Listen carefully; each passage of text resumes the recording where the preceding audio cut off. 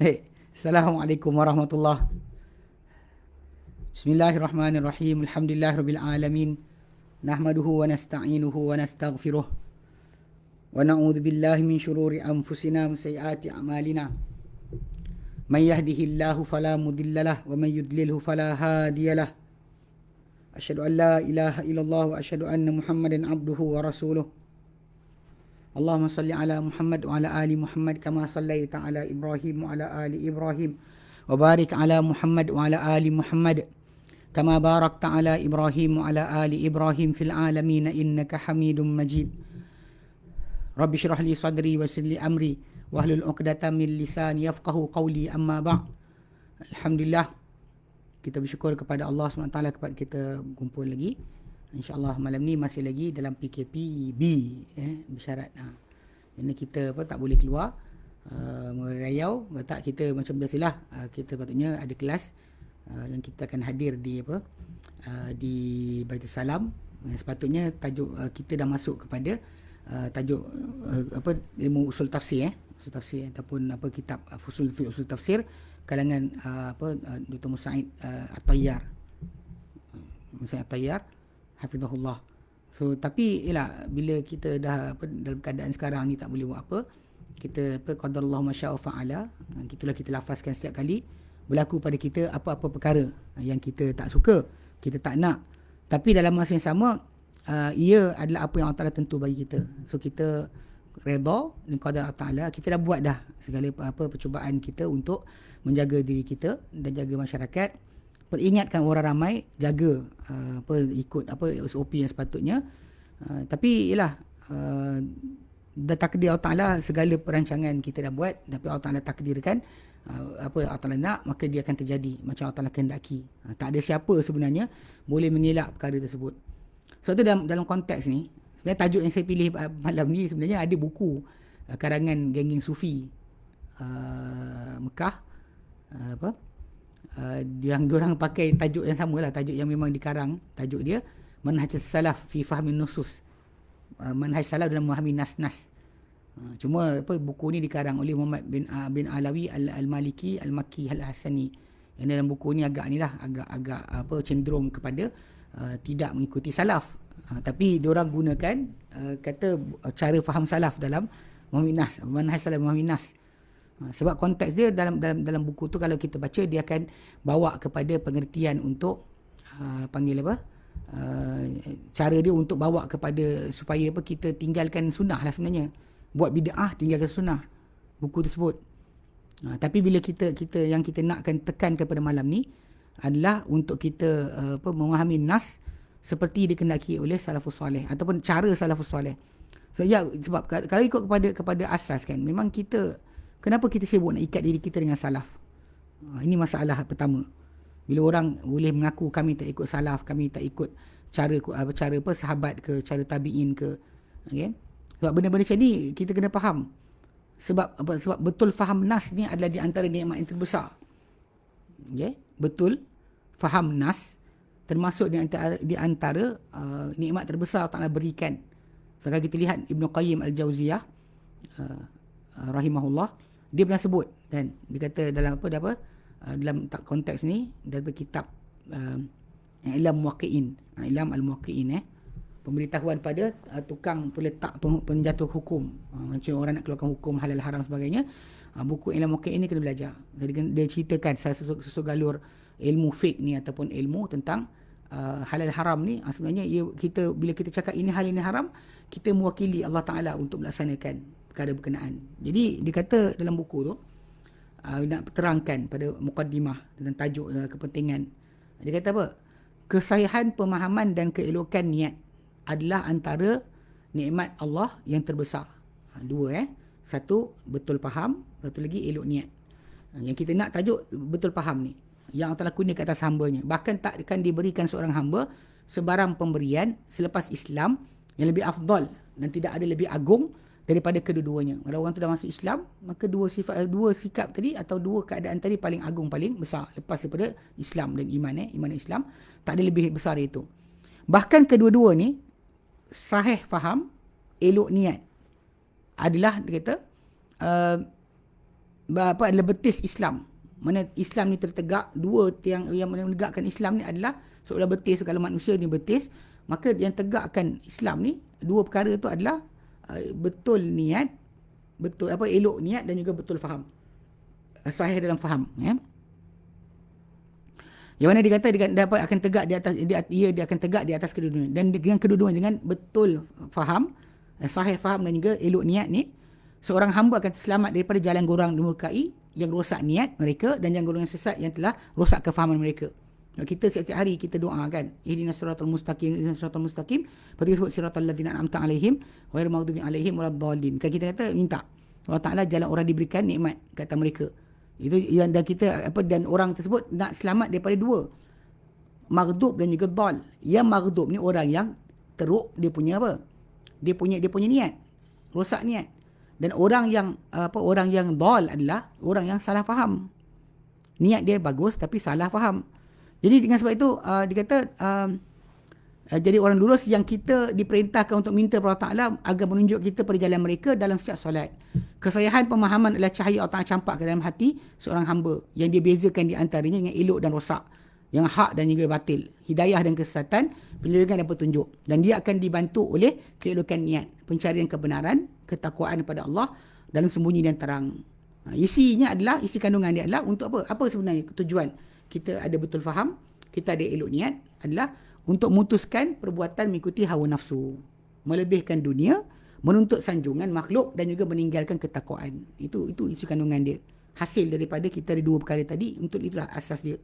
Jadi kalau kita faham, memang kefahaman ni sangat penting. Sebab tu macam saya sebut kan, kita kata benda ni bukan benda yang simple.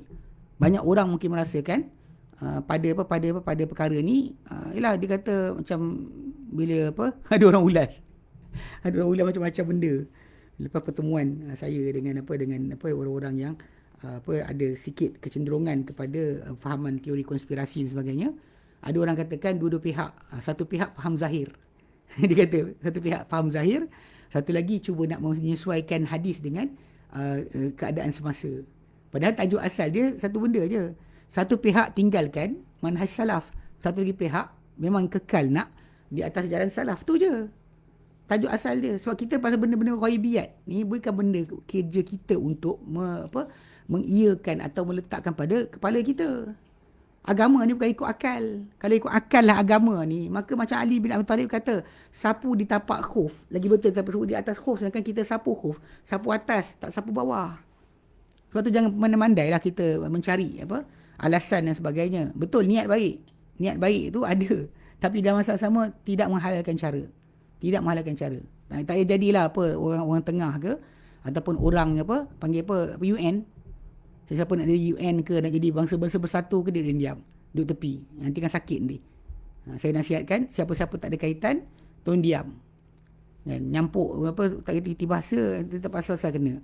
Jadi pasal benda macam ni, pasal ini adalah main ataupun asas. Kalau kita belajar dalam usul tafsir pun, tajuk ni ada tajuk besar. Macam saya Musa'id Tayyar, dia dibahaskan tajuk ni dalam masalah bila kita sumber tafsir. Dia bila tafsir Al-Quran Al-Karim contohnya, kita tafsir Quran, bila datang dah tafsir Allah Ta'ala terangkan, contoh macam Al-Qari'ah, Mal Qari'ah, Wa ma adraka mal Qari'ah, Yauma yakunun nas. Okay, Al-Qari'ah tu apa? Kamu tahu tak apa Qari'ah? Apa boleh tahu kamu Qari'ah? Lepas tu Allah terangkan, Yauma yakunun nasu kal farashil mabthus. Tak ada siapa boleh datangkan tafsiran lain. Tak ada orang kata Qur'an ni ada benda lah. Tak ada. Tak boleh datangkan. Sebab Allah Ta'ala sendiri yang terangkan maksud dia. Macam juga orang bertakwa. Kan dzalikal kitab la raiba fi hudal lil muttaqin. Siapa muttaqin? Allah Ta'ala terangkan. Alladzina yu'minuna bil ghaibi wa yuqimuna as-salata wa mimma razaqnahum yunfiqun. Walladzina yu'minuna bima unzila ilayka wa ma unzila min qablik wa bil akhirati hum yuqinun. Ulaika ala hudan min rabbihim wa ulaika muflihun. Allah Ta'ala terangkan. Maksudnya sifat yang lepas daripada muttaqin tu kan, hudal lil muttaqin alladzina yu'minuna bil ghaibi, itu tafsir dia. Bentuk tafsir macam ni kita tak boleh nak sebarang idea datang takwa ni apa, tak boleh datang sama sekali.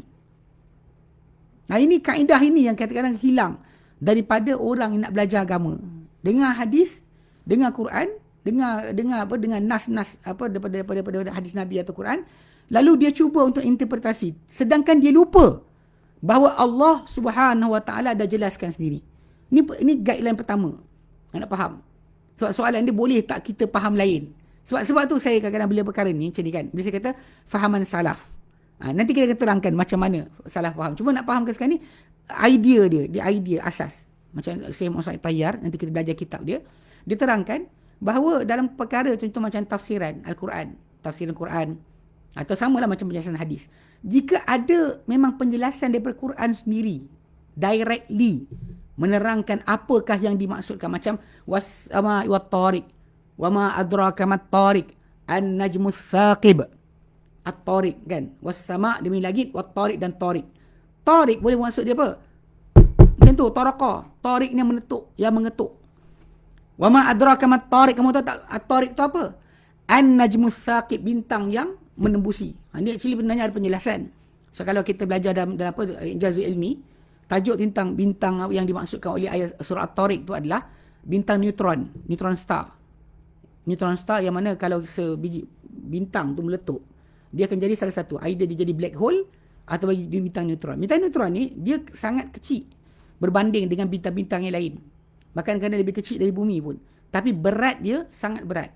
Dan bintang neutron ni kerana graviti dia sangat kuat, dia punya tempat keluar, dia punya cahaya dia cuma utara atau selatan je. Yang lain akan terpatah balik ke dalam bintang tu sendiri. So dan dia, kalau kita nak fahamkan dia punya kedudukan, kalau dia ada dia punya cahaya tu mungkin datang daripada dua arah, kemudian dia akan berpusing dengan lajunya. Dan datang ke tempat kita, dia punya pusing. Kalau kita nak gantung torchlight kan, kita pusing, putar. Macam mana pusing torchlight tu punya, kita nyalakan, betul pusing. So bayangkan daripada dua arah ada cahaya ke hulu kiri. Itu bintang. Pasal bintang ni dia emits radio wave, gamma, radio wave dan juga gamma dan X-ray. 3 benda yang dikeluarkan oleh bintang tersebut. So memang jelas lah. Lepas tu kadang-kadang bintang ni, kalau kata bintang neutron, kalau dia lintas tempat kita boleh rekod dia punya bunyi. Bahkan ada satu website NASA tunjukkan dia bunyi dia, kalau dia kata dia punya ni, ada yang bunyi macam ni. Lepas tu ada bunyi, ada ikut kelajuan. Tapi yang biasa tu tariq tadi, bunyi macam memang ketuk lah bila tangkap gambar bunyi dia dengan satelit, memang bunyi dia macam tu. So jadi ala kulli hal, ayat Quran tadi kalau kita tak jumpa sekalipun, memang dah jelas kata ia adalah bintang. An-najmus thaqib. So tak boleh kita datang dan kita kata ada maksud lain. Saya rasa maksud lain. Al-Quran sini kata, macam Al-Qari'ah Allah Ta'ala sini kata, macam malam qadar. Apa malam qadar? Lailatul qadri khairu min alfi syahr. So Allah Ta'ala sebut tanazzalul malaika. Allah Ta'ala terangkan apa itu malam qadar. So tak boleh awak datang pergi terangkan maksud lain. Ini basic pertama kalau anda kata datang benda tersebut daripada Al-Quran sendiri. Kedua, kalau anda kata penjelasan satu perkara tu datang dari Nabi sendiri. Nabi yang terangkan perkara tersebut dan kata sedemikian. Tak ada hak untuk seorang tu kata maksud dia lain. Contoh macam dalam surah Al-An'am ayat 82. Banyak kali kita beri contoh ni. Nanti bila kita belajar usul tafsir nanti, tajuk ni akan diulang lagi. Itu berkenaan dengan contoh tafsir Nabawi atau tafsir yang Nabi tafsirkan Quran dengan Al-Quran. Bila mana para sahabat Nabi SAW dengar ayat 82 surah Al-An'am, alladzina amanu walam yalbisu imanahum bidzulmin ulaika lahumul amn. Orang yang beriman yang tercampur iman mereka dengan kezaliman, untuk mereka ada keamanan, ada keselamatan. Okey. Jadi bila ayat ini turun, para sahabat dengar orang yang beriman tak campur iman mereka dengan kezaliman. Diorang faham zalim ni banyak. Bukan zalim ni maksud dengan dosa. Zalim dan Quran boleh maksud dosa. Pasal Adam AS dengan Hawa kan, bila diorang minta ampun pada Allah Ta'ala kan, bila Allah Ta'ala kata fatakuna jangan dekati pokok ini, kamu jadi orang yang zalim kan. Lalu dalam doa mereka dan surah Al-A'raf ayat yang ke 23 Allah Ta'ala nyatakan, qala mereka berdua berkata, rabbana zalamna anfusana, wahai Tuhan kami telah aniaya diri kami sendiri kan. Zalamna anfusana wa illam taghfir lana, kamu tak ampun ke kami, wa tarhamna, dan kau belas kasihan pada kami, lanakunanna minal khasirin, pasti kami jadi di kalangan orang yang rugi. So basically kalau kita faham kat situ, memang Nabi SAW Allah ceritakan tentang tajuk dosa ni, memang ada maksud dosa tu dengan dosa sebagai zalim. So para sahabat bila turun ayat 82 surah Al-An'am, mereka rasa lemah. Sebab orang beriman tak berdosa. Mana wujud manusia tak berdosa? Kita tahu semua manusia akan berdosa. So Nabi SAW bila para sahabat datang melutut depan Nabi, dia kata, ya Rasulullah, kami tak mampu ayat ni. Kami tak mampu. Mana macam ayuna la yuzlimu nafsah. Siapa dengan kami yang tak menganiaya diri sendiri. Lalu Nabi SAW bila dengar kata-kata mereka macam tu, Nabi betulkan. Nabi kata, ala tasma'u, tidak kamu kan dengar kata-kata hamba Allah Ta'ala yang soleh, Luqman, ketika cakap pada anak dia, surah Luqman. Kan bila Allah Ta'ala nyatakan, Luqman kata pada anak dia, ya bunayya la tusyrik billah, wahai anakku, yang kamu sekutukan dengan Allah Ta'ala, inna syirka la zulmun azim, syirik itu adalah zalim paling besar. So bila Nabi kaitkan penjelasan ayat zalim dalam surah Al-An'am 82 tu, tak boleh kita alihkan maksud tadi. Macam saya secara peribadi saya pernah dengar depan pada hari Jumaat. Ini salah siapa-siapa terpulang lah. Kan kita tak salahkan siapa, tapi kita solat Jumaat, tapi teks Jumaat tu imam tu baca. Ketika tu ada kes bersih. Kotor yang baju kuning tu, kan. Kotor poin berapa tak tahu. Tapi bila benda tu dibuat di jalan raya dan sebagainya, so teks khutbah pada waktu tu suruh jangan keluar. Jadi imam tu baguslah nak ingatkan orang ramai jangan buat benda-benda bukan. Tapi dalam masa sama dia baca ayat tadi yang berbunyi alladzina amanu, ayat 82 surah Al-An'am, alladzina amanu, orang beriman, walam yalbisu imanahum bidzulmin, yang tak campur mereka dengan kezaliman. Dia kata, tuan-tuan sekalian, macam mana kita nak buat benda sekian? Dia kata ini adalah haram kita menyekat jalan, menyekat laluan, menghalang perjalanan orang lain, menyusahkan orang dan sebagainya. Dan Allah Ta'ala firman dalam Quran, alladzina amanu walam yalbisu imanahum bidzulmin, orang yang beriman yang tak campur iman dengan kezaliman. So maksud dia aniaya orang. Problem dekat sini kan, okay? Memang maksud dia sedap. Dari segi literal meaning adalah sedap. Kita baca ayat tu macam tu saja, terjemahan direct translation sedap. Problem dia, Nabi dah terangkan maksud ayat tu bukan macam tu. Sebab para sahabat dah awal-awal lagi faham macam tu. Faham bahawa aniaya orang buat dosa tu sebagai zalim. Tapi Nabi SAW bila dengar, Nabi betulkan balik. Nabi kata pada mereka, bukan macam kamu maksudkan. Kamu tak dengar kata-kata hamba Allah Ta'ala yang soleh. Itu Luqman kata pada anak dia. Orang yang beriman, dan tak campur dia kata, wahai anakku yang kamu sekutukan Allah Ta'ala, yang penyekutuan itulah zalim paling besar. Ayat 13 surah Luqman. So, kalau kita faham kat situ, dia tafsiran Nabi. Tafsiran Nabi SAW. Tafsir Allah Ta'ala tafsirkan sendiri. Kita tak boleh masuk campur macam Al-Qari'ah tadi. Atau contoh macam tajuk At-Tariq tadi. Ataupun Al-Muttaqin. Siapa orang muttaqin yang Allah Ta'ala maksudkan. Yang menjadi hidayah Quran untuk mereka. So, jadi kita tak boleh lari. Ini konteks yang kita kata macam kaedah ni. Yang sepatutnya difahami awal-awal. Sebelum apa-apa, kita nak belajar Quran, belajar tafsir ke, belajar hadis ke, belajar syarah hadis ke, kita kena faham tentang konteks ini. Bila ada sedemikian. Yang ketiga adalah apabila ada kesepakatan di kalangan para sahabat, para tabi'in di atas pengertian. Tapi kita tak first para sahabat. Konteks ni sebenarnya banyak orang salah faham. Bila sebut ijma' kesepakatan, ijma' para sahabat mengatasi siapa-siapa punya ijma'. Ini kena pegang betul-betul. Sebab banyak orang salah faham bila dia kata ijma' tadi, ijma' ulama Nusantara. Ijma' ulama Nusantara. Ini masalah contohnya tu. Tak boleh kita pakai macam tu. Atau ijma' ulama Saudi, ijma' ulama Yaman, ijma' ulama Mesir. Sebab kita kena faham kesepakatan orang-orang setempat tadi atau orang zaman kita pada perkara yang telah tetap di sisi para sahabat, ia adalah benda yang salah. Sebab once kita kata boleh tak serupa dengan para sahabat punya penjelasan atau pemahaman, maka ia telah gagal. So kita masukkan semua sekali apa tafsiran lain, maksud hadis ke, kalimah-kalimah Quran ke, macam-macam Kaha Al-Kadzab kan.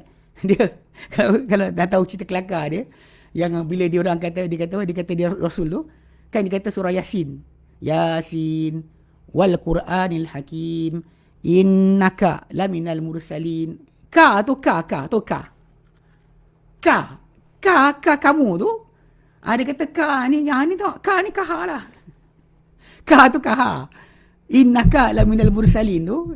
Ka tu dia kata inilah, akulah, ini kaha lah. Ka tu kaha. Abdul Kaha Ahmad. Dia rasa Allah Ta'ala cakap kat dia. jadi rasul. Itu cerita kelakar dia. Ini lawak tapi benar. Dia bunyi itu je. Bukan ka tu bunyi kaha. Ka dalam bahasa Arab bukan kaha. Ka dalam bahasa Arab adalah anta, kamu. Tapi pelik kan? Tapi nak faham kan? Kita kata dari sudut tu, kefahaman tambahan ataupun cara pemahaman yang salah ni, ini yang kita patut jaga. Sebab kita semua nak mengejar syurga Allah Ta'ala. Tapi dalam masa yang sama, kita bimbang. Masalah pemahaman dalil tadi atau nas tadi, kita tak mematuhi cara yang sama. Sebab kita kena faham, bila contoh Allah Ta'ala turunkan berita Al-Quran, atau Allah Ta'ala berikan kepada Nabi SAW, Nabi berikan penjelasan tentang Quran.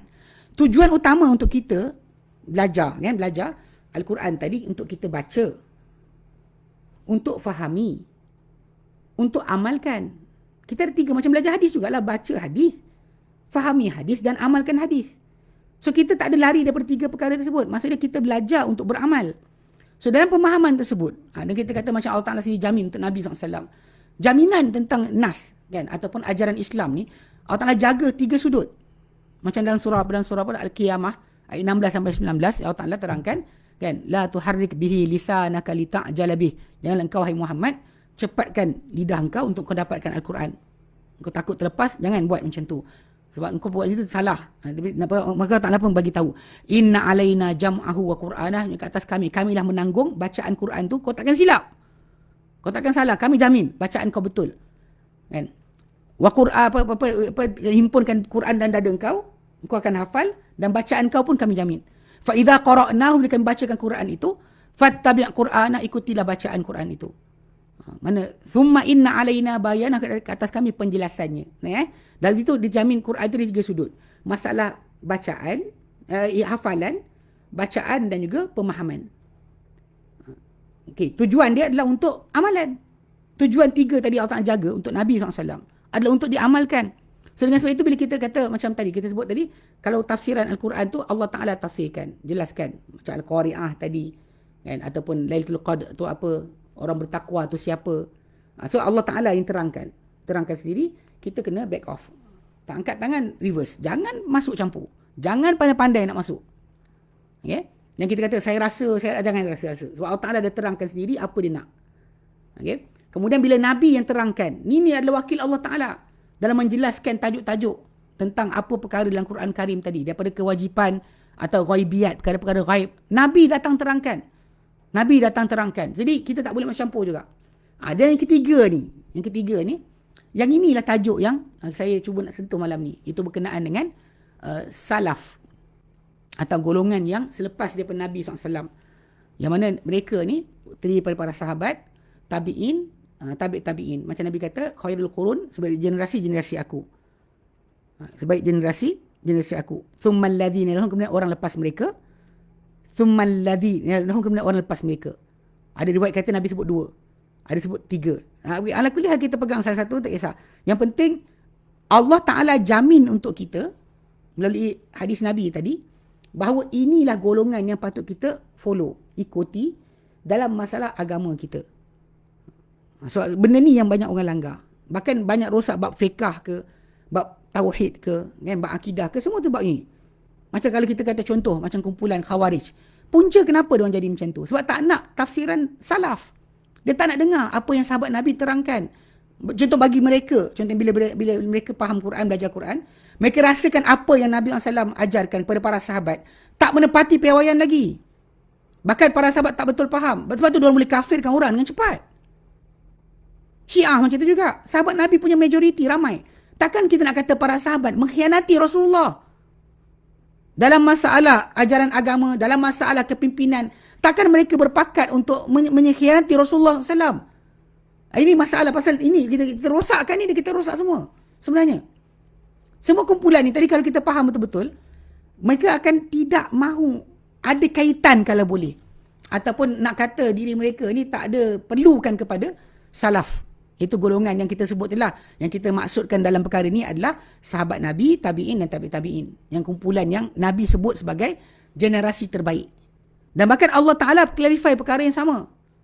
Untuk kita ikuti orang yang sama yang disebutkan ni. Sebab dalam Quran dan surah At-Taubah ayat ke-100. Allah Ta'ala nyatakan, was-sabiqunal awwalun.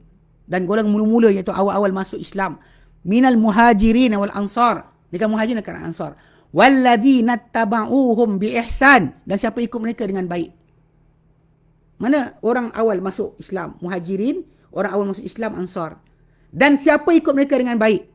Kumpulan ni Allah kata radhiyallahu anhum wa radu an. Dan redha Allah terhadap mereka dan mereka pasti redha terhadap Allah Taala. Wa'adda lahum jannatin tajri tahtaha al-anhar. Allah sediakan untuk mereka syurga mengalir di bawahnya sungai-sungai, kekal mereka dalamnya selama-lamanya. Dzalikal fawzul aziz, itu kejayaan paling besar. Sebab tu kalau follow up tadi kan, macam kes ni yang ketiga ni. Jadi Syekh Musaid Tayyar, dia kata kalau sekiranya dalam tafsir Al-Quran, kalau para sahabat telah sepakat dengan satu pengertian, semua sepakat dengan satu pengertian, so kita dalam perkara ni, kita kena ambil a majority. Yang ini yang timbul kadang-kadang bila perbahasan tentang tajuk ada pendapat. Saya tahu benda ni Ustaz, tapi ada pendapat kata. Ini masalah yang sering berlaku, ada pendapat kata. Soalan kita tanya adalah, adakah majoriti para sahabat faham? Sebab kalau kita dalam mazhab Syafi'i pun, ijma' tu adalah balik pada ijma'nya para sahabat. Kalau para sahabat ijma' satu perkara, diorang takkan langgar. Imam Syafi'i letakkan ijma' kat situ. Takkan langgar, takkan datangkan third opinion. Taibo tadi kita belajar tentang tajuk apa? Tajuk masalah zakatul fitr untuk kuliah Baitur Rahmah, kuliah taksil, tajuk fiqh manhaji. Jadi masuk tajuk zakatul fitr. Jadi Imam Syafi'i rahimahullah, dia berkekalan terus nak gunakan untuk zakatul fitr. Dia kata mesti pakai makanan. Sebab para sahabat tak pernah ada satu kalimah dari mereka tukar selain makanan. Walaupun saya terangkan tadi, saya kata apa, walaupun begitu kita kena faham bahawa makanan pada zaman para sahabat pada zaman Nabi, itu gandum, barley, tamar, kismis, and so on, itu tu benda tu juga medium untuk pertukaran nilai. Maksudnya orang beli barang pakai tamar, macam penduduk Madinah beli barang daripada pedagang-pedagang luar pakai tamar, tak pakai duit. Jadi kita nak faham macam tu juga. Jadi kalau macam kita buat sekarang ni kan, bagi beras, siapa boleh beli kasut dekat kedai pakai beras? Itu problem itu yang kita kata ada perbahasan lah. Tapi dari segi asasnya, kenapa Imam Syafi'i stick keras nak kata tak boleh bayar zakat kecuali dengan makanan sahaja? Sebab dia kata tak ada riwayat datang para sahabat bayar pakai nilai. Anda faham tak? Maksudnya bagi Imam Syafi'i, bila itu terjemahan yang ada, bagi dia itulah benda yang patut dipegang. Tak boleh dilanggar. Tak boleh dialihkan. Waktu zaman para sahabat, duit ada. Dinar dirham ada. Tapi diorang tak pernah bayar pakai dinar atau dirham. So diorang sentiasa bayar pakai makanan. Sebab tu ada sebahagian ikhwah kita sibuk nak bayar beras. Saya tak nafikan benda tu paling kuat dengan nas. Tapi dari masalah-masalah dan juga penggunaan pasal kes dia, sebab kita kena tahu keadaan barang tu zaman Nabi macam mana. Barang tadi, makanan tadi tamar, kismis, bali, gandum dan sebagainya, ia memang jadi medium tukaran nilai. Ia jadi barang tukaran nilai. Maksudnya nak beli kambing, boleh bawa 2 guni tamar, dapat. Zaman sekarang kita nak beli kasut daripada kedai atau barang kat kedai, mana boleh pakai beras. Jenuh nak bayar nanti. Orang tu pun tak nak simpan. Jadi basically kalau kedudukan tadi, itu yang membolehkan para ulama bahas lagi.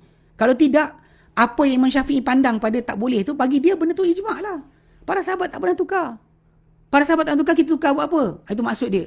So basically kalau kita nak tahu kan, kedudukan ijma' tadi, bila kita sebut tadi tafsiran untuk Al-Quran atau penjelasan, bila Allah Ta'ala terangkan sendiri, Nabi terangkan, kita kena clear. Tak boleh kita masuk campur. Walaupun saya tengok banyak orang bila dalam tafsiran Al-Quran sendiri beritahu, Nabi kata Nabi sabdakan, masih ada orang nak aplikasikan dia punya pemahaman sendiri. Tapi yang saya nak sentuh yang ketiga. Sebab kita kalau konteks ni, pasal yang menjadi penapis untuk kita pemahaman tadi adalah para sahabat atau salafus soleh. Bila tepat ni mana bila orang faham macam tu, kita faham macam tu. Diorang buat, kita buat. Pasal kita tahu hadis itu ada, tapi nak faham hadis macam mana. Saya beri contoh malam ni. Ni tajuk ni saya pernah sentuh ketika mana tajuk pembentangan tentang tatabu'ur rukhas, mencari-cari kelonggaran.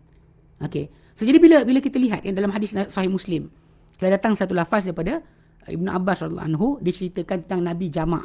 Nabi solat Zuhur dengan Asar sekaligus, Maghrib dengan Isyak sekaligus. Bukan kerana takut, bukan kerana hujan. Satu riwayat bukan kerana takut, bukan kerana musafir. Maksud dia takut hujan dan musafir adalah sebab untuk jamak. Selain daripada musafir boleh kerana takut, boleh kerana hujan. Tapi ala kulli hal kisah tersebut banyak orang baca perbuatan tu, maksudnya Nabi buat dan Ibn Abbas jawab untuk memudahkan umatnya, untuk tak susahkan umat dia. Tapi kalau kita faham perawi-perawi hadis kan, kita buka 4 mazhab. Tak ada satu pun mazhab kata boleh buat macam tu. Bahkan kenapa? Sebab diorang cuba baca dalil tadi. Sebab lepas Nabi wafat, kalau benda tu jadi amalan, yang perbuatan untuk dilaksanakan, diorang akan buat. Dan tabi'in akan nampak benda tu dibuat oleh para sahabat.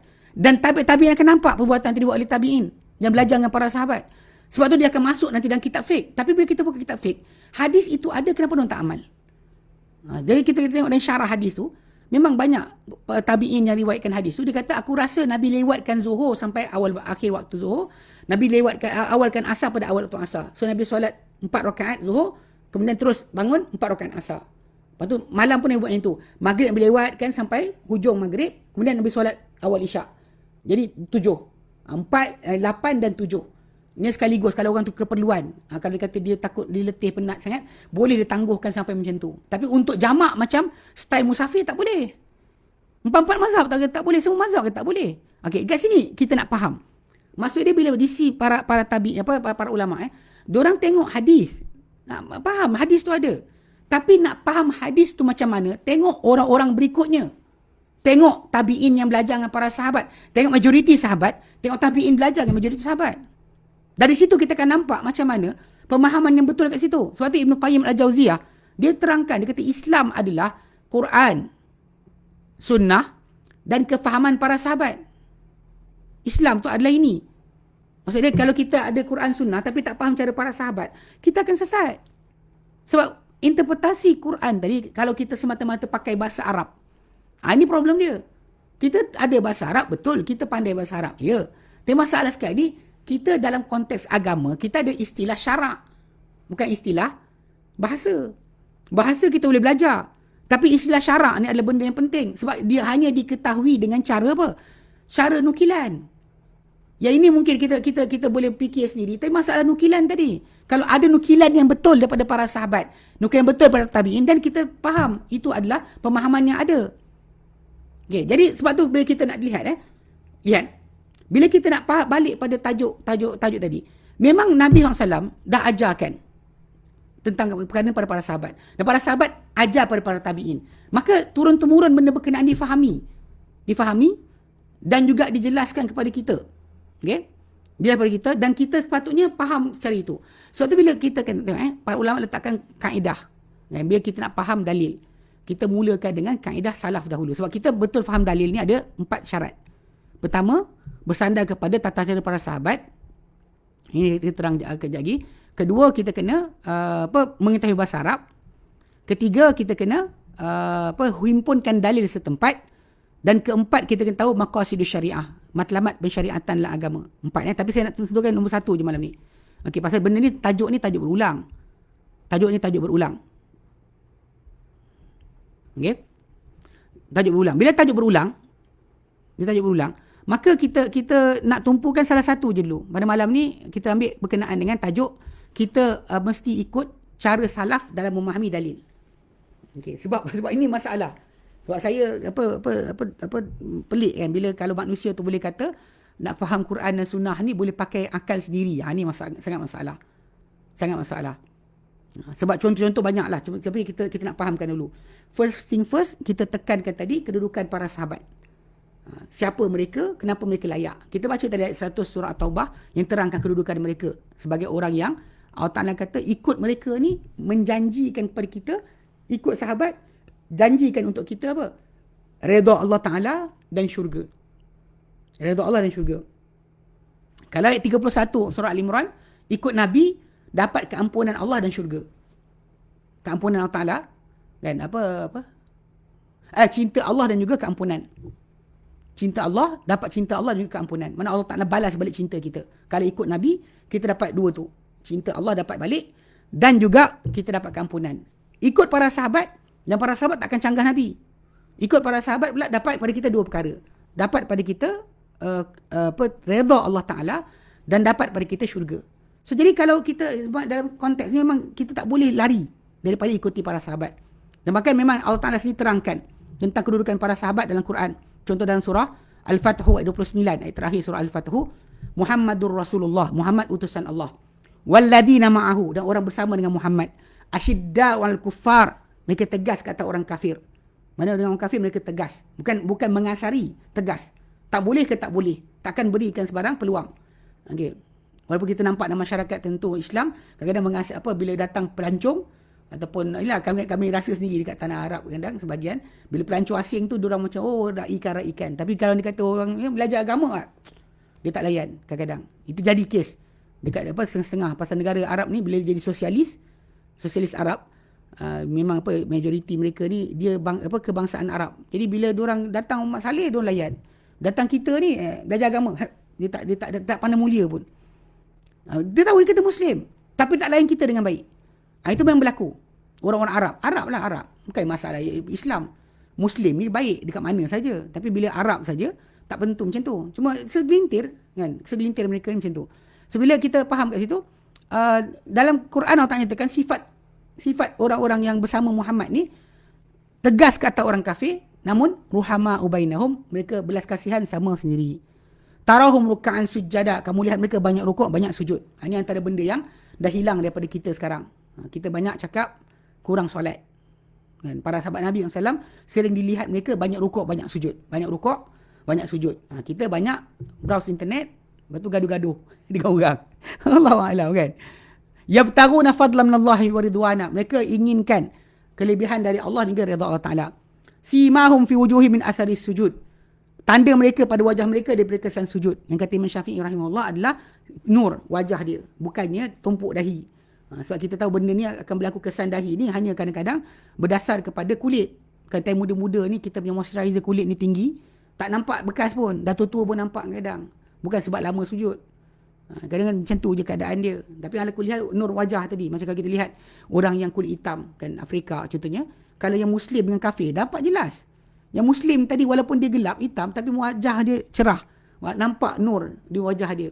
Adapun wajah kalau dia kata yang kafir tadi, yang bukan Islam tadi, nampak hitam, kalau dia putih pun nampak hitam, sama je. Baik, dzalika mathalun fit Taurat, itu perumpamaan mereka daripada dalam Taurat. Ada tajuk tu dalam Taurat. Wa mathalun fil Injil, dan perumpamaan mereka dalam Injil adalah kazara'in, seperti tanaman.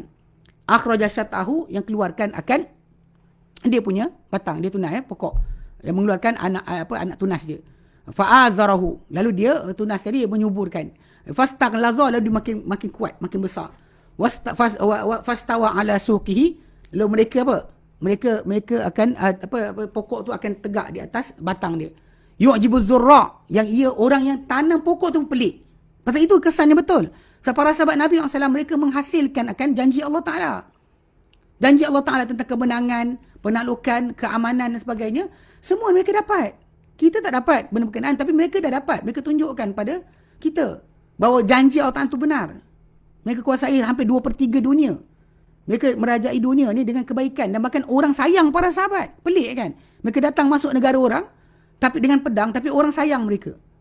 Negara mereka pergi, orang-orang tu sayang pada para sahabat Nabi SAW. Kan? Yang mana mereka, tukang tanam pun terkejut dengan hasil liyaghiza bihimul kuffar, supaya dibencikan, dimarahkan dengan mereka ni akan orang kafir. Wa'adallahu alladhina amanu wa 'amilus salihati minhum maghfiratan wa ajran 'azima. Allah telah menjanjikan orang beriman dan beramal soleh di kalangan mereka keampunan dan ganjaran yang besar. So kita faham kat situ kan. Jadi dengan sebab itu kita kata para sahabat Nabi SAW, kedudukan mereka ni adalah sangat penting. Sebab tu kita nak fahamkan pada malam ni, bila kita sebut kefahaman salaf dalam memahami dalil, memahami nas, ini benda yang sepatutnya menjadi ikutan kita dan pegangan kita. Baik memahami Quran atau memahami sunnah. Bukan cara macam mana kalau kita kata saya nak faham cara saya sendiri, atau saya berijtihad sendiri, ijtihad kami dan sebagainya, kita tak layak pun. Kan? Bahasa Arab pun awak kadang-kadang orang kita ni, bahasa Arab level kosong lagi. Huwa-huma-hum je. Level huwa-huma-hum. Baca kitab pun gagap. Baca kitab pun tak jumpa kalimah. Tapi dalam masa sama kadang-kadang merasakan diri ni bagus.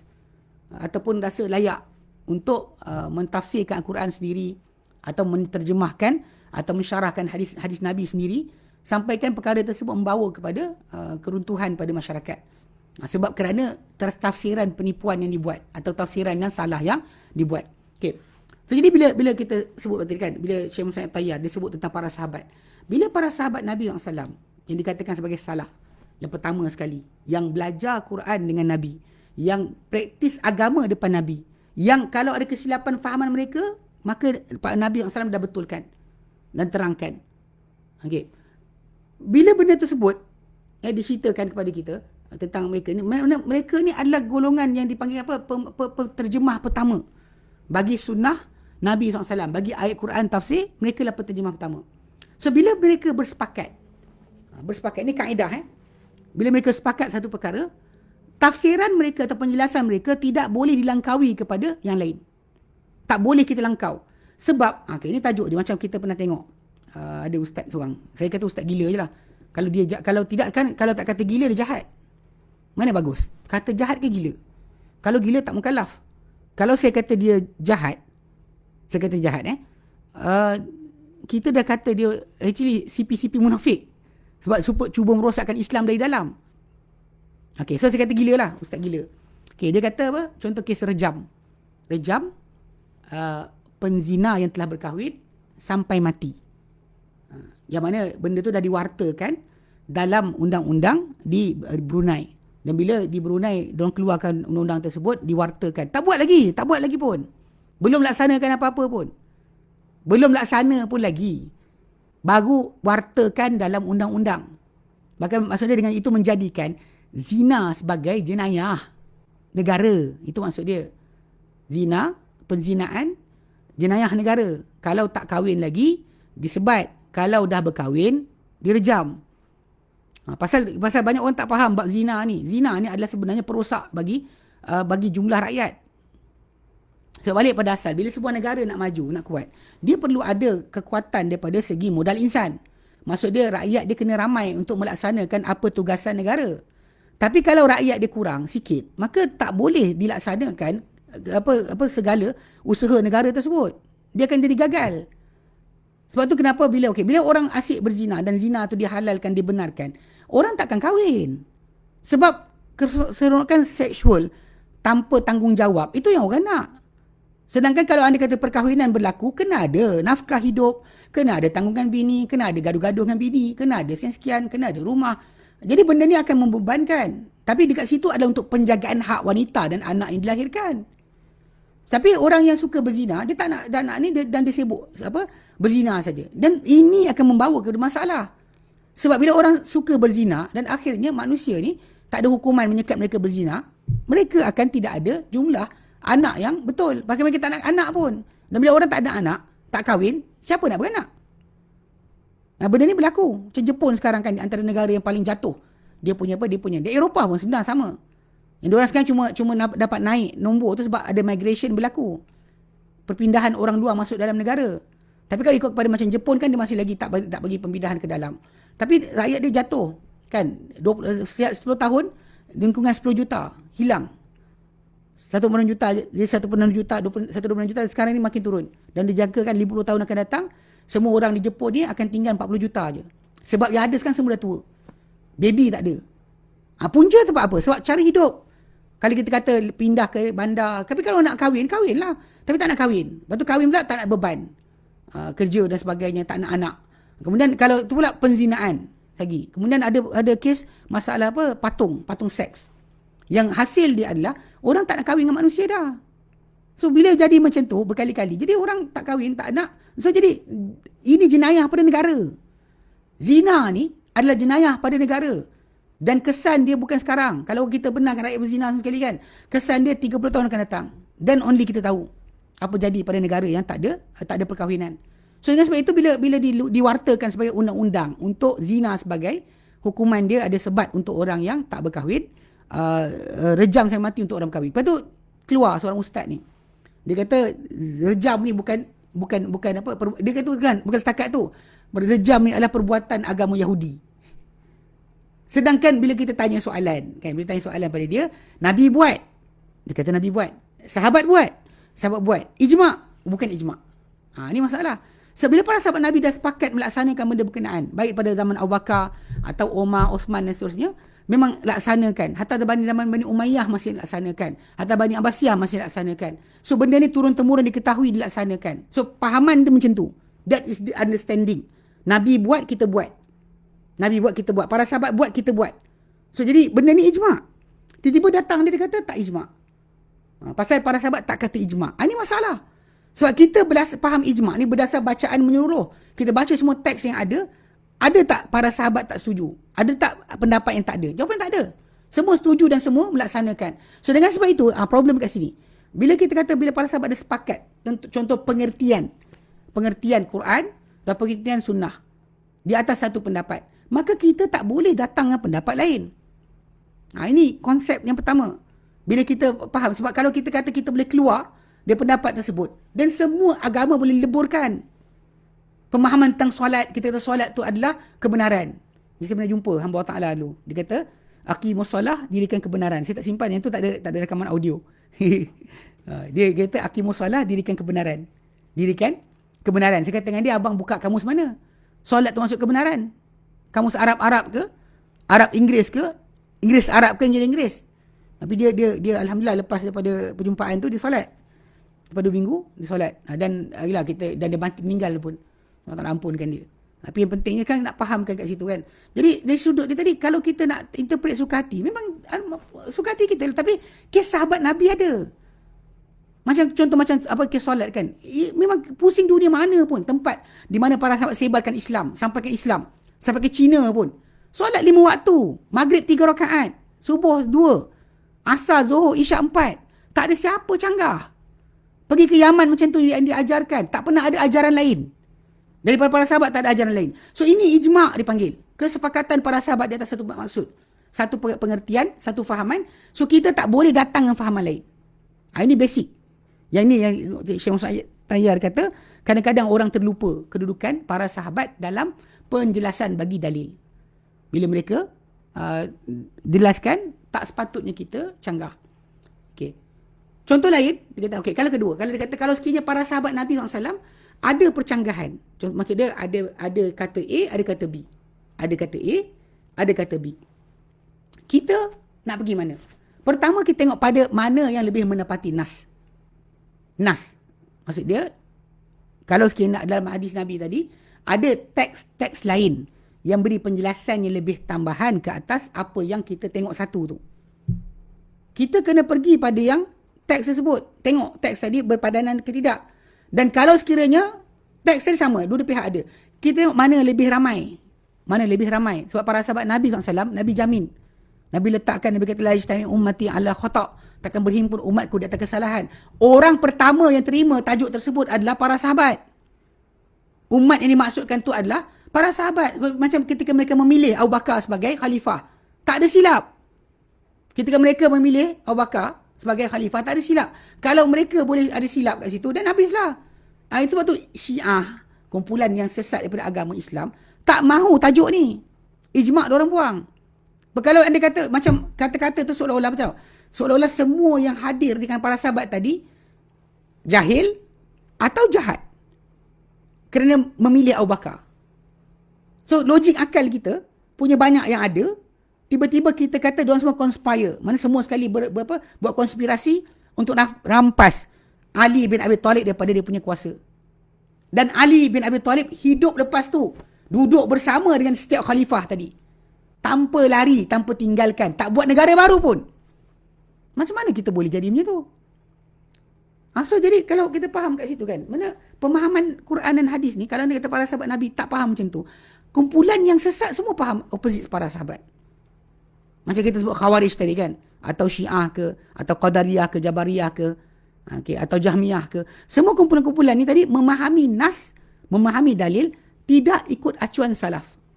Tidak ikut acuan apa yang para sahabat buat. Sebab tu mereka kata boleh faham cara sendiri. Ini masalah dia. Sebab kadang kan macam kes yang kadang baru ni timbul tajuk. Bila ada orang kata apa? Ibnu Sayyad lelaki yang dijumpai Nabi SAW ketika berada di Madinah dulu. Lelaki ni Nabi ingatkan dia adalah sebagai Dajjal. Nabi sebut. Disebut oleh Nabi. Bahkan Nabi test dia. Nabi soal dia. Sebab konon dia tahu benda gaib dan sebagainya. Dengan rupa yang dia ada, Nabi terus kata, rasa dia Dajjal. Rasa. Tapi Nabi tak clarify. Nabi tak clarify. Nabi tak putuskan. Nabi tak putuskan. Dan dia pula membesar ketika tu, dalam keadaan tempat berkenaan. Kita kata, semua para sahabat ada kat situ. Dan kat sini masalah dia. Okay. Bila ada nas daripada Umar kata wallahi demi Allah dia Dajjal, ataupun kisah Ibnu Umar nampak badan dia besar dan sebagainya. Kisah ni tadi, kalau kita kata kita baru baca, kan, para ulama sebelum kita, dari kalangan tabi'in, macam Sa'id bin Musayyab, atau anak murid dia Imam Syafi'i dan seterusnya, kan, Ibnu Juraij, Imam Syafi'i. Maksud dia semua ni ulama ni tadi di kalangan para tabi'in, tabi'in, mereka belajar juga teks yang sama. Teks yang sama tentang Ibnu Sayyad tu boleh kata semua orang baca. Siapa tak baca Sahih Muslim, siapa tak baca hadis tersebut? Semua orang baca. Bila kita buka tafsir, semua ulama tafsir akan baca. Tapi bila ada segelintir saja, contoh macam Omar punya kisah tadi yang dia kata demi Allah sekian, lepas tu Nabi diam. Itu bukan maksud dia. Sebab kenapa saya kata bukan maksud dia? Sebab bila kita lihat balik, para sahabat yang lain, tabi'in yang belajar dengan Omar dan sebagainya, tak nampak macam tu. Dan Omar ketika dalam pemerintahan, Omar memerintah dunia Islam ni, negara Islam ni selama lebih daripada 10 tahun. 10 tahun, 10 years. Start daripada Abu Bakar mati pada tahun yang ketiga Hijrah, Omar dibunuh 13 Hijrah. 13 23 Hijrah. Abu Bakar ambil 13, Abu Bakar mati 13, Nabi wafat 11, Abu Bakar 12, 13 Hijrah, Omar take over 13 sampai 23 tahun. Cerita kelakar dia kata wallahi Omar telah sumpah. Soalan, 10 tahun Omar memerintah, Omar buat apa? Omar bukan duduk tepi jalan tau, bukannya duduk dekat hutan, dia memerintah Madinah. Kenapa dia tak bunuh Ibn Sayyad, ataupun tak buat usaha, ataupun dia tak cari jalan untuk memastikan bahawa Ibn Sayyad ni tak boleh berkuasa ataupun menjadi perancang bagi urusan-urusan hidup dia, umat Islam? Kenapa? Omar ada kuasa. Dia boleh keluarkan tentera sampai jatuhkan Rom dan Parsi. Omar keluarkan tentera, jatuhkan Rom dan Parsi. Tiba-tiba Omar biarkan Ibn Sayyad bermaharjalela, membuat keperancangan konspirasi sebab dia Dajjal. Ni problem lah. Sebab tu bila kita nak faham dalil tadi, satu teks kita ada, kita faham lepas tu apa jadi. Saya ingat benda sama berlaku pada orang Syiah. Bila orang ceritakan pada hari Nabi wafat hari Isnin. Pada hari Khamis sebelum seminggu beberapa hari sebelum Nabi wafat. Nabi minta pada para sahabat yang ada dalam rumah dia untuk bagi dia pen dan kertas untuk dia tulis wasiat. Hadis dalam Bukhari Muslim ada. Kalau buka dalam hadis Sahih Muslim, ada saya belajar dalam Sahih Muslim, saya baca hadis berkenaan. Tapi dalam hadis tersebut, cerita kelakar dia, Syiah duk cucuk hadis ni. Dia kata tengok Nabi nak tulis wahyu, nak tulis wasiat. Tapi Omar tak bagi. Sampai ke bertekak dalam rumah tu, sekali Nabi halau semua sekali. Tengok. Nabi nak tulis tentang Ali, Nabi nak tulis sekian. Tapi dia tak baca hadis tu habis. Kisah dia lepas daripada hari Khamis tu, hari Sabtu, 2 hari sebelum Nabi wafat, Nabi keluar dipapah di hadapan orang ramai. Dibawa untuk berucap ucapan terakhir baginda. Sabtu, selang 2 hari sebelum Nabi wafat. Kalau ada benda Nabi nak tulis pada hari Khamis, Nabi sampaikan ke tidak? Macam tadi lah, macam kes tadi. Bila kita tahu Omar memerintah selama 10 tahun. 2 tahun lepas Abu Bakar merintah, dia merintah 10 tahun pula. Abu Bakar 2 tahun, dia 10 tahun. Dia tak buat apa ke? Dekat sini yang kita kata understanding, yang kena faham. Sebab tu bila kita kata faham salaf, yang tak pernah kata masalah, bahkan majoriti salafus soleh semua sekali, bila kita kata ada seorang dua tak terima tajuk, majoriti tak terima. Sebab Omar ada masa untuk uruskan Ibn Sayyad. Kalau pasal dia jadi pemerintah, dia adalah seorang ketua negara, kenapa dia tak buat kerja apa? Yang kita sekarang ni banyak menulis dalam internet, banyak kita kata orang konspirasi kita ni dah besok ni PKPB PKPB. Jadi tak boleh keluar. Kami pun dekat office tadi macam nak pergi tidak. Dia kata kalau kita pergi, polis suruh patah balik lah. Kan, kalau polis kata. Tapi dia kata kalau sampai kat checkpoint kena saman. Saya tak pasti. Kalau pakai sampan, cik pakai sampan ya. Allah alam. Surat ada lah, saya dapat surat. Tapi cerita dia, okey, ala kulihat. Ya, orang akan kata konspirasi lah, merosakkan ni lah. Semua akan jadi taat pada WHO, jadi ikut Dajjal. Ni kena jaga-jaga sikit. Sebab kita bercakap tadi, cerita tentang satu hadis, satu teks. Kita lupa tentang lepas teks tu apa jadi. Apa yang lepas teks sebut. Yang mana dalam teks berkenaan, kalau kita fahamkan sekarang, memang ada masa boleh untuk para sahabat ambil tindakan. Macam Omar tadi, kalau dia tahu Ibn Sayyad tu adalah Dajjal. Dia 10 tahun dia merintah, 2 tahun Abu Bakar sibuk lawan dengan Nabi palsu. Kenapa Omar tak nasihatkan dia tikam Ibn Sayyad tadi? Ataupun dia datang kisah lain. Ada tak kisah lain Omar bincangkan dengan para sahabat? Macam mana nak tangani Ibn Sayyad? Tak ada. Kita ada satu teks. Tapi kita nak faham teks ni, kita tengok kefahaman semua. Salafus Saleh lepas tu, apa diorang faham?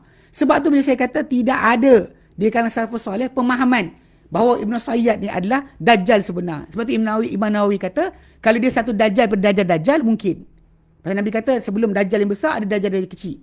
Ya, memang betul. Kita tak nafikan. Tapi untuk kata dia Dajjal yang sama, yang akan berdepan dengan Isa AS, ini masalah lah. Ini bukan fahaman salaf. Ini bukan fahaman salaf. Dan bahaya zaman kita sekarang ni, banyak orang yang berkonspirasi sebagainya. Secara inilah, umum. Membawa kepada pengasingan diri, isolation. Sebab, dia once kita bincang tajuk ni, dia kan tajuk timbul, kita baca Quran tentang Ya'juj Ma'juj, kita baca sekian tentang ni, tentang hadis tentang Dajjal, kita baca tentang kiamat, kita baca tentang fitnah akhir zaman. Lepas tu kita secara keseluruhan lepas kita baca, kita nak pergi mana? Keputusan sebenar adalah kita kena beramal, banyakkan amal sebelum datangnya kiamat, sebelum datangnya fitnah-fitnah. Macam Nabi kata, badiru bil amal. Segerakanlah beramal. Qita'in fitanun, sebelum datang fitnah, qita'in lailin muslimah, seperti potongan malam yang gelap. Mana malam tu dia ada shade of night.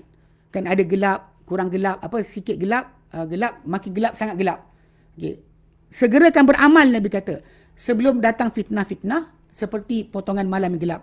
Yusbihur rajulu mu'mina, yang bangun pagi seorang lelaki itu dalam keadaan beriman. Yumsi kafira, dan petang dia kafir. Masuk petang dia kafir. Wa yumsi mu'mina, dan petang dia beriman. Wa yusbihu, besok pagi kafirah, dia bangun pagi dalam keadaan kafir. Yabi'u dinahu bi'aradin min dunia, yang dijual agama dia dengan satu habuan daripada dunia. So kalau ikut hadis Nabi ni, tadi penyelesaian bagi fitnah-fitnah yang datang adalah segerakan amal. Bukan tangguh, bukan tunggu. Saya 40 tahun, nantilah 60 tahun saya ibadat lah. Ataupun saya baru umur sekian, masih lagi muda. Kan takkanlah nak tutup aurat semua sekali. Kan nanti tak laku lah pula. Dan ini masalah dia. Kadang mak bapak sendiri pun masalah waktu tajuk ni. Takut anak tak laku, tak disuruh tutup aurat. Tak dijaga masalah akhlak. Kan keluar merayau, pergi dating dibenarkan. Macam mana? Ini basic yang kena faham. Pasal Nabi suruh bersegerakan amal. Kalau berlaku fitnah, bukan kita kena lari buka satu kampung baru. Kita bukan, pasal conspiring ni akan berakhir dengan banyak kumpulan sesat berasing beli tanah buat kampung baru.